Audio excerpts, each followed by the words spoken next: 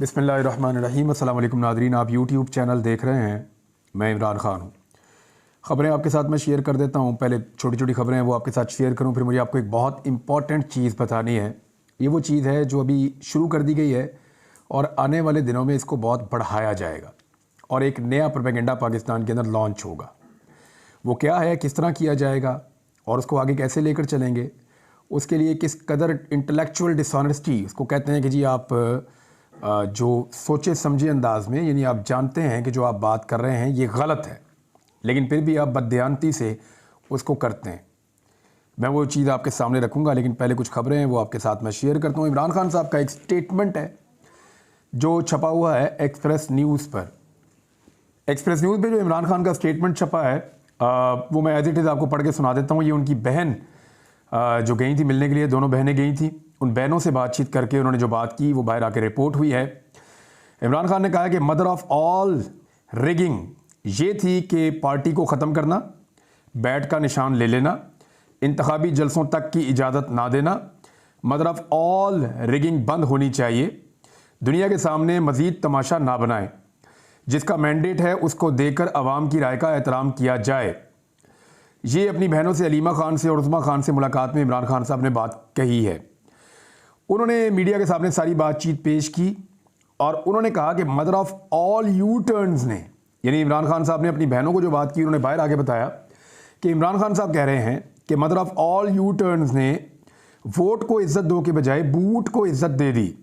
Mother of all selection ये था कि क्रिमिनल्स के केस ख़त्म करके बानी पाकिस्तान तरीके इंसाफ पर डाल दिए और 32 साल की सज़ा दे दी। और प्री पोल रिगिंग और इलेक्शन डे रिगिंग ये था कि अवाम और वोटर को अपने नुमाइंदे चुनने की इजाज़त ना दी गई। अब ये वो चीज़ें हैं जो इमरान खान साहब ने बोली, कुछ और बातें भी हैं वो कर रहे हैं, तो वो रेपिटेशन है। दूसरी खबर ये है कि उसी चीज़ के लिए ख़बरदार किया है बैरिस्टर गौहर साहब ने, जिसके बारे में फिच ने भी ख़बरदार किया। आलमी रेटिंग एजेंसी है, दुनिया की टॉप 3 एजेंसीज में से एक है। उसके अलावा आलमी इदारे भी कह रहे हैं, सहाफ़ी भी यही बात कर रहे हैं, जितने लोग इकॉनमी को समझते हैं वो भी यही बात कर रहे हैं। तो बैरिस्टर गौहर कह रहे हैं कि फार्म 45 के तहत हमारी कामयाबी के नतायज जारी नहीं किए जाते तो IMF का प्रोग्राम मुतासर होगा। अब वो ये क्यों कह रहे हैं, इसको आप समझिए कि पॉलिटिकली पाकिस्तान स्टेबल नहीं होगा। लोगों ने वोट डाला किसी और को और हुकूमत बन जाएगी किसी और की। यानी नवाज शरीफ को लोगों ने वोट नहीं डाला, वो बेचारे बमुश्किल, PTI तो क्लेम करती है 17-18 सीटें जीते हैं, लेकिन मेरे अंदाजे में अगर वो बहुत भी जीते होंगे तो कितनी 30-35 जीत गए होंगे, क्योंकि उनकी तो हालत ही बहुत पतली थी। पाकिस्तान तहरीक इंसाफ की जितनी नशिस्तें छीनी हैं, PMLN ने टोटल इतनी जीती नहीं है धांधली करके। तो अगर किसी और की हुकूमत बना दी गई जिसको लोगों का एतमाद हासिल ना हुआ तो मुल्क कैसे चलेगा। जब इकॉनमी नहीं चलेगी, स्टेबिलिटी नहीं आएगी, तो IMF का कोई भी प्रोग्राम होगा वो काम नहीं करेगा और IMF की कुछ शराइत होती हैं वो सख्त होती चली जाएंगी और आप उन शराइत का बोझ नहीं उठा पाएंगे। बहरहाल बैरिस्टर गौहर ने इसके बारे में स्टेटमेंट दिया है। बुशरा बीबी के हवाले से बार बार खबरें आती रहती हैं कि उनकी तबीयत ठीक नहीं है और उनको खाने में कुछ ऐसी चीज़ें मिली हैं जिसकी वजह से वो सफ़र कर रही हैं। तो इस पर तो अब गवर्नमेंट ही देख सकती है, जो मौजूदा गवर्नमेंट है या जेल की इंतज़ामिया है, या हुकूमत को ये देखना पड़ेगा कि साबिक़ खातून अव्वल अगर ख़तरे में है या उनकी तबीयत ज़्यादा ख़राब है तो उनको मुनासिब तिब्बी इमदाद फराहम की जाए। और उसके अलावा उनकी एक दरख्वास्त भी पेंडिंग है कि हमें जेल में भेजा जाए।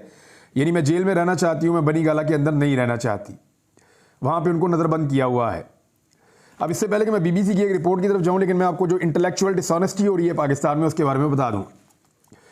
इसको शुरू कर देते हैं इरफान सिद्दीकी साहब के एक बयान से। इरफान सिद्दीकी ने क्या कहा। इरफान सिद्दीकी का ये कहना है कि 2018 में भी धांधली हुई थी, 2024 में भी धांधली हो गई। उनका ये कहना है कि नवाज शरीफ 2018 में अंदर थे और उनका ये कहना है कि इमरान खान 2024 में अंदर है। उनका ये कहना है कि ये चीज़ें तो पहले भी होती रही तो आज भी हो गई हैं। तो ये छोटा मोटा चलता रहता है, यानी वो इस किस्म के जुमले बोल रहे हैं, यानी वो सेब को ऑरेंज के साथ कंपेयर कर रहे हैं। अब ज़रा कुछ फैक्ट्स मैं आपके सामने रखूंगा, ये प्रोपेगेंडा आने वाले दिनों में बढ़ाया जाएगा। आपके कुछ सहाफ़ी भी अब ये कहना शुरू हो गए हैं आहिस्ता आहिस्ता कि जनाब 2018 में भी हुई थी, 2024 में हुई तो क्या हो गया। तो ज़रा इनका फ़र्क आप जान लीजिए ताकि आपको आइडिया हो जाए कि वो किस तरीके से सहाफ़ती बदयांती कर रहे हैं, इंटेलेक्चुअल बदयांती इसको कहते हैं, वो कर रहे हैं। मैं कुछ नुक्ते आपके सामने रख देता हूं। यानी नून लीग को धांधली करके हराया गया था, उनका ये कहना है। कितने ऐसे बंदे थे नून लीग के जिनको गायब कर दिया गया, जो मंजर आम से गायब हो गए और वापस आकर उन्होंने कहा नवाज शरीफ बहुत गंदा आदमी है, हम नवाज शरीफ को छोड़ रहे हैं, वोट को इज्जत दो का बयानिया गलत है, लिहाजा हम नवाज शरीफ को छोड़ के PMLN के साथ हमेशा के लिए ताल्लुक़ ख़त्म कर रहे हैं। हमने तो एक भी नहीं सुना। हमने तो जब सुना वो यही सुना कि पाकिस्तान तहरीक इंसाफ ये स्टेटमेंट पिछले 2 साल से उनके लोग गायब होते हैं, आकर दे देते हैं। जीते हुए रिजल्ट्स इतने बड़े पैमाने पर कभी तब्दील नहीं किए गए जितने बड़े पैमाने पर अब नताइज तब्दील हुए हैं।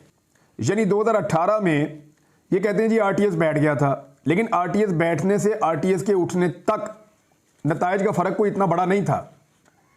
2018 के तमाम सर्वेद ये कह रहे थे कि इमरान खान अक्सरियत के साथ हुकूमत बना लेंगे, वो सादा अक्सरियत ले लेंगे, उनकी पाकिस्तान में मेजॉरिटी आ रही है।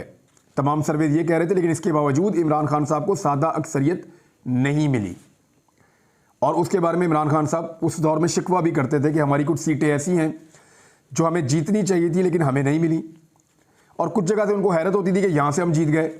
यानी उस वक्त भी इमरान खान साहब को ऐसे मैनेज किया गया कि कुछ भी करके सादा अक्सरियत ये ना ले सकें और एक कमज़ोर हुकूमत बने। आज सारे सर्वे क्या कह रहे हैं? आज तमाम सर्वे ये कह रहे थे कि इमरान खान जीत रहा है, बड़े पैमाने पर जीत रहा है। यानी 2018 के सर्वे नवाज शरीफ को हरा रहे थे, वो हार गए, कोई अचंभे की बात नहीं थी। 2024 के सर्वे इमरान खान को जिता रहे थे, वो हार गए, ये अचंभे की बात है। ये अलग चीज है, ये 2018 में नहीं हुआ, ये 2024 में हुआ है। बंदों की वफादारियां तब्दील करना 2018 में नहीं हुआ, 2024 में हुआ है।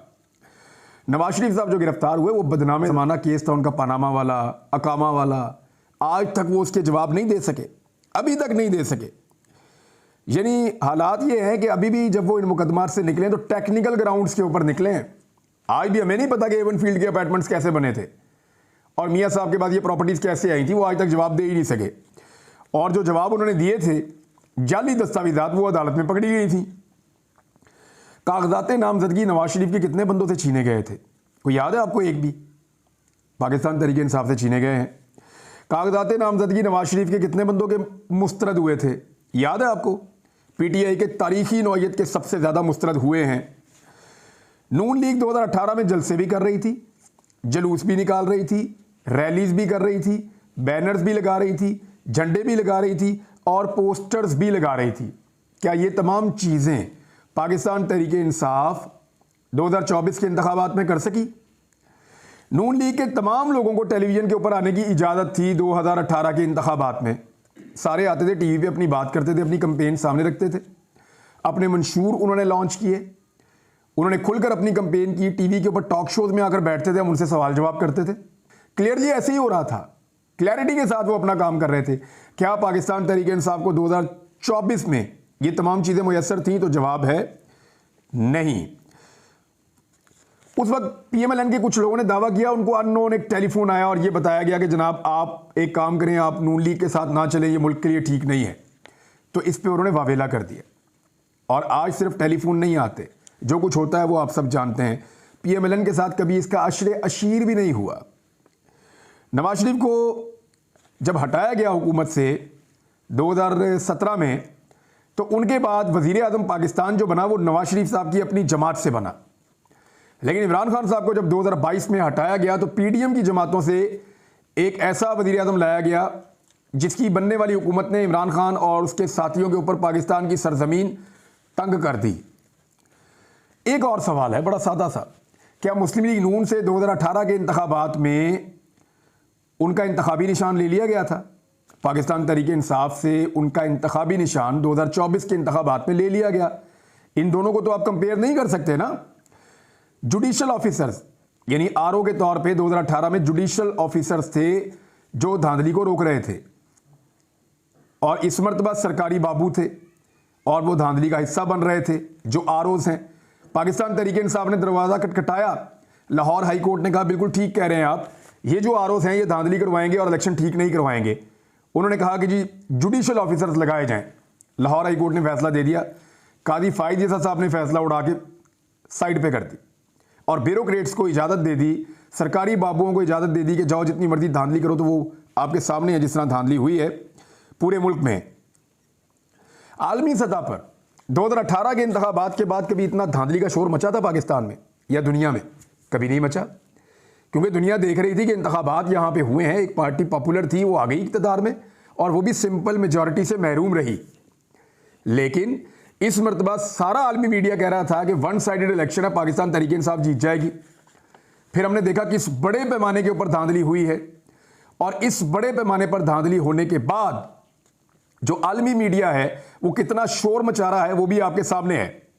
तोशाखाना केस, यानी नवाज शरीफ साहब ने, जरदारी साहब ने, बाकी साथियों ने, इन्होंने तोशाखाना से गैर कानूनी तौर पे गाड़ियां ली थी रूल्स की खिलाफ वर्जी करते हुए, किसी को सजा नहीं हुई। इमरान खान ने कानूनी तौर पे घड़ी ली थी, उनकी वाइफ ने कोई ज्वेलरी ली थी, दोनों को सजा हो गई। ऐसा तो नहीं हुआ था ना उस दौर में। तो आप 2018 को 2024 के साथ कंपेयर नहीं कर सकते।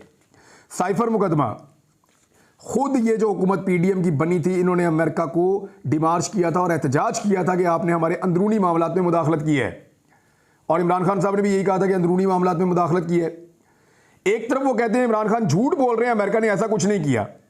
दूसरी तरफ वो कह रहे हैं इमरान खान जो बात कह रहे हैं वो बिल्कुल सही है, वो इसलिए कि इमरान खान ने राज अफशा कर दिया है, कौमी राज जो है उसको अफशा कर दिया है, उससे पर्दा उठा दिया है।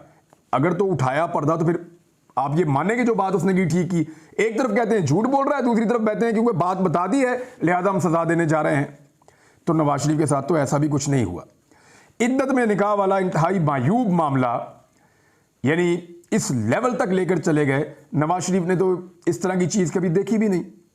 नवाज शरीफ के एक बेटे की इन्वेस्टिगेशन के दौरान एक फोटो निकली थी, रोला पड़ गया था पूरे मुल्क में।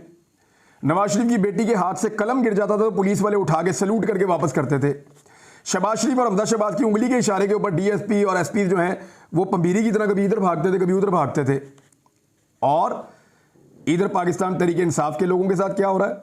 मुंह के ऊपर काले कपड़े, बोरियां, घसीटना, जो कुछ इनके साथ हुआ पीएमएलएन सोच भी नहीं सकती। तो 2018 को जब भी कोई 2024 के साथ कंपेयर करे तो नादरीन आपने ये बात दिमाग में रखनी है कि ये आदमी इंटेलेक्चुअली बदयांती कर रहा है, ये आदमी बदयांती कर रहा है, हकायक को तोड़ मरोड़ रहा है सिर्फ और सिर्फ पीडीएम की जमातों को फायदा देने के लिए। इसका कंपैरिजन हो ही नहीं सकता। ये जमीन आसमान का फर्क है 2018 और 2024 में। और ये जो कुछ भी हुआ 2024 में 2018 के मुकाबले में, अगर आप परसेंटेज के अंदर इसका फर्क निकालें तो 2-3% को आप 100% के साथ कंपेयर नहीं कर सकते। यानी जो कुछ इमरान खान साहब ने या उनकी पार्टी ने बर्दाश्त किया या जितना दबाव डाला गया पाकिस्तानियों के ऊपर, इसके बावजूद पाकिस्तानियों ने ऐसा लगा कि रिएक्शन के अंदर आकर बहुत बड़े पैमाने पर वोट डालें। और आज ये इलेक्शन को ख़त्म हुए 10-11 दिन हो गए हैं, अभी तक हम इस नतीजे पर नहीं पहुंचे कि पाकिस्तान में कैसी हुकूमत बनेगी और किसकी हुकूमत बनेगी। ये वो बेचैनी, और ये बेचैनी अब हर जगह पे आपको दिखाई देती है। पाकिस्तान सुपर लीग जो है वो आजकल हो रही है PSL, और वहाँ पे नौजवान जाते हैं और जाकर इमरान खान साहब के हक़ में नारे लगाते हैं। वहाँ जाते हैं और जाकर जो हुकूमत इस वक्त बनाने की कोशिश की जा रही है, चाहे पंजाब में मरीम नवाज़ की हो, चाहे वफाक के अंदर इमरान खान साहब के बजाय शहबाज शरीफ की हुकूमत बनाने की कोशिश की जा रही हो, तो उसके खिलाफ नारेबाजी करते हैं। अब नारेबाजी से जो है वो इंतज़ामिया तंग आ गई है और पुलिस ने छापे मारना शुरू कर दिए हैं स्टेडियम के अंदर। वो जो नौजवान नारे लगाते हैं तो वो सैकड़ों की तादाद में, तो उनमें से किसी एक आधे को पकड़ लेते हैं, घसीटते हैं, खींचते हैं। तो अब ये सिलसिला भी शुरू हो गया है। देखिए, इसको आप दो तरीक़ों से देख सकते हैं। एक, या तो आप लोगों को टेम करने के लिए या लोगों को काबू करने के लिए सख्ती कर सकते हैं, या आप लोगों को उनका हक दे सकते हैं। इसको आपको यूँ देखना पड़ेगा कि लोग ये रिएक्शन दे रहे हैं। खेलों के वो मैदान जो सियासत से हमेशा दूर रहते हैं, वहाँ पे भी अगर लोग आकर ये कह रहे हैं कि हमें हमारा हक दिया जाए, तो इसका मतलब ये है कि निचली सतह तक नौजवानों के दिमागों में ये बात सरायत कर चुकी है कि पाकिस्तान के अंदर जो हुकूमत बनाई जा रही है वो हुकूमत नहीं है जो उनके वोटों से तश्कील पाए। देखिए, ये बड़ा पॉजिटिव है कि नौजवान सियासत के अंदर और मुल्क के अंदर अपना स्टेक शो कर रहे हैं। नौजवान ये कह रहे हैं कि हमारा मुल्क है, हमारी मर्जी यहाँ पे चलनी चाहिए, इसको सही रास्ते पर चलना चाहिए, और वो उसके लिए फिक्रमंद हैं और वो उसमें रोल प्ले कर रहे हैं। कहीं पे नारा लगा के, कहीं पे वोट डाल के, कहीं पे बात करके, और एहतजाज करना, पुरअमन एहतजाज करना हर पाकिस्तानी का हक है। ये हक उन्हें आइन देता है। तो ये पॉलिटिकल चीज़ें, ये जमहूरी इक़्तिदार, ये किसी मुआशरे को आगे लेकर जाती हैं। लेकिन अगर इन नौजवानों को ज़ोर ज़बरदस्ती से दबाया जाएगा और लोगों ने जब वोट डाला उसकी तौहीन की जाएगी, तो इसका खुमियाजा पाकिस्तान भुगतेगा। खुदा न खास्ता होगा क्या, इकॉनमी और नीचे जाएगी, पाकिस्तान खुदा न खास्ता गैर मुस्तहकम होगा। और पिछले 2 साल जो पाकिस्तान के साथ तजर्बा हुआ, अप्रैल 2022 से लेकर जनवरी 2000, बल्कि अभी तक फरवरी 2024 तक, पौने 2 साल से ज़्यादा हो गए हैं। पाकिस्तान इन पौने 2 सालों में आगे बढ़ा है या पीछे गया है? मेरे ख्याल में समझने के लिए और गौर करने के लिए ये पौने 2 साल बहुत हैं। इन्हीं से अगर हम सबक ले लें तो हम पाकिस्तान को आने वाले मसाइल से बचा सकते हैं। लेकिन अगर हम इस बात पे तुले हैं कि हमने पाकिस्तान को मज़ीद नुकसान पहुंचाना है और यही तजर्बा आगे बढ़ाना है, तो मुझे लगता है कि हम पाकिस्तान का नुकसान कर रहे हैं। अब तक के लिए इतने ही। अपना ख्याल रखिएगा, अपने इस चैनल का भी। अल्लाह हाफ़िज़।